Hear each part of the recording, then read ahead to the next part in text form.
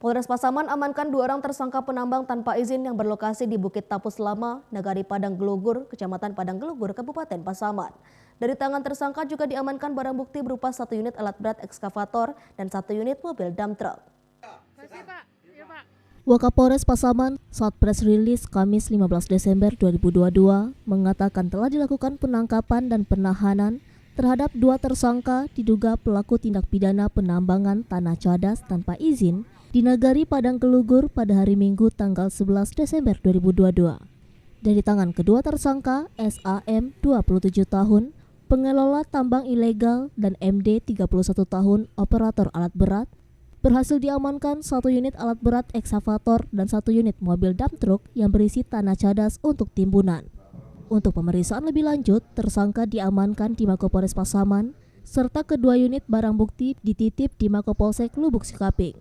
AKP Roni As, Kasat Reskrim Polres Pasaman, mengatakan kasus ini akan diproses sesuai ketentuan hukum yang berlaku.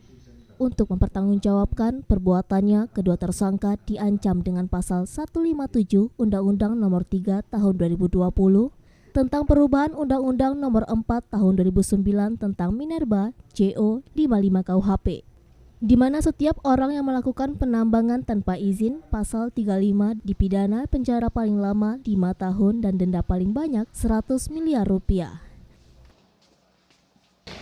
Daerah Tapus Lama ada pengamanan kegiatan tambang tanah timbunan tanpa izin ya, untuk tersangka untuk inisial D dan inisial S kita sangkakan dengan pasal 158 Undang-Undang Nomor 3 2020 perubahan atas Undang-Undang Nomor 4 2009 tentang Minerba dan junto pasal 55 KUHP. Bukti yang kita amankan apa yang sebelum ini kita perlihatkan dokumen foto, 1 alat berat, 1 dump truck, ancamannya 5 tahun, paling banyak denda itu adalah 100 miliar. Dari Pasaman, Sumatera Barat, Ari Yohanes, iNews melaporkan.